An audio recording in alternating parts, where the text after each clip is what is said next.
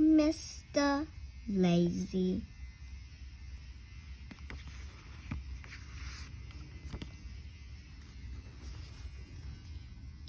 Mr. Lazy lives in Sleepyland, which is a very lazy-looking and sleepy-like place.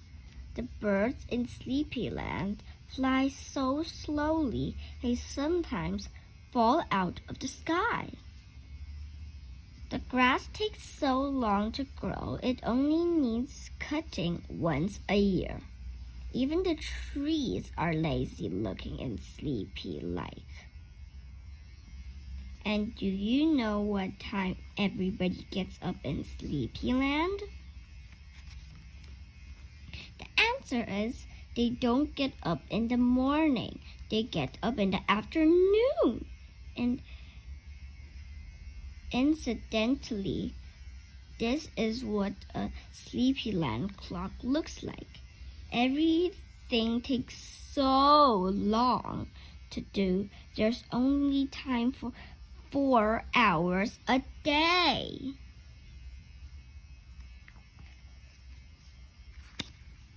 Anyway, the story starts with Mr. Lazy being fast asleep in bed. In Sleepyland, they call that being slow asleep. He spends rather a lot of time in bed. It's his favorite place to be. He opened his eyes, yawned, yawned again, and went back to sleep. Later, Mr. Lazy opened his eyes again, yawned again, and went back to sleep again. Much later, Mr. Lazy got up and went to make his breakfast. We say breakfast, although really it was tea time.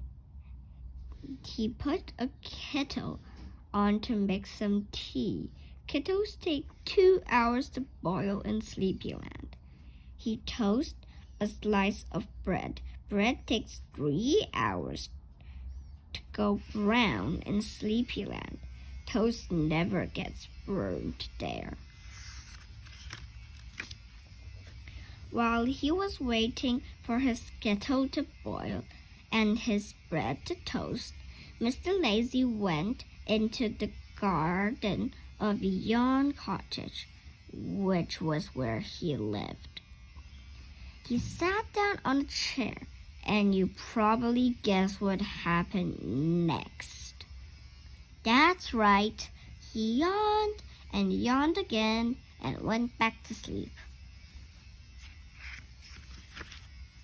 Suddenly, he woke up with a jump, which is something that doesn't happen very often to Mr. Lazy. And the reason he woke up with a jump was because of a noise.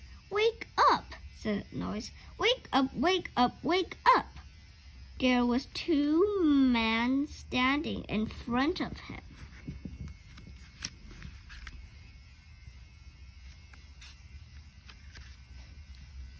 "I'm Mr.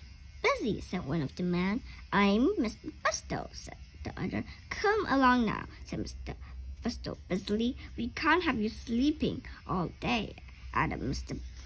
Busy, bustling Mr. Lazy to his feet. "But who are you?" asked Mr. Lazy. "We're Busto and Busy," they replied. "Oh," said Mr. Lazy. "Come along now," said Mr. Busy. "We haven't got all day." "But," said Mr. Lazy. "No time for buts," said Mr. Busy. "Or ifs," added Mr. Busto. "There's the wood to chop, and the beds to make, and the floors to clean, and the coal to get, and the windows to polish, and the plates to wash, and the furniture to dust, and the grass to cut, and the hedge to clip, and the food to cook, and the cloths to mend." What are cloths? "And the clothes to mend," added Mr. Busy. "Oh dear," groaned Mr. Lazy in a daze. "The wood to clean, the beds to get, the floors to cut, the coal to cook, the windows to make, and the plates to mend, and the furniture to chop, and the grass to wash, and the hedge to dust, and the clothes to clip. He'd got it all completely wrong. He was such in a daze. He was in such a daze. Then Busto and Busy set Mr. Lazy to work, chopping and making and cleaning and getting and polishing and washing and dusting and cutting and clipping and cooking and mending. Not to mention all the fetching and carrying. Poor Mr. Lazy. Now, they said, when he'd finished, it's time for a walk. And off they set on the longest walk Mr. Lazy had ever been on.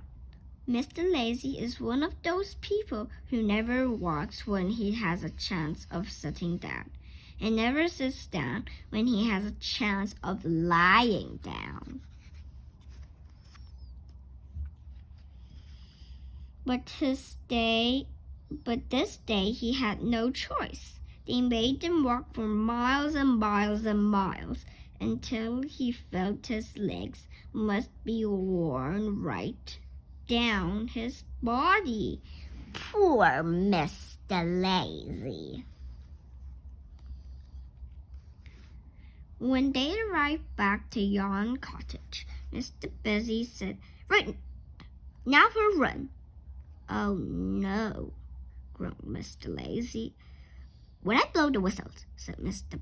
Busto, producing the whistle, "you've got to start running as fast as you can," added Mr. Busy. Mr. Lazy groaned a deep groan and closed his eyes. Mr. Busto put the whistle to his lips. "Whee!" went the whistle. "Whee!" went the whistle. Mr. Lazy, poor Mr. Lazy, started to run, but his legs weren't getting him anywhere. He opened his eyes and looked down to see why, and the reason his legs weren't getting him anywhere was because he was sitting on a chair in the garden. And there was no sign of Mr. Busy and Mr. Busto. It had all been a terrible dream. And the whistle was the whistling kettle boiling in the kitchen. Mr. Lazy heaved a sigh of relief, and then went to the kitchen and sat down to have his breakfast and to think about his dream. Well, do you know what happened next? Don't you? "Wake up, Mr. Lazy! Wake up, wake up, wake up, wake up!" The end.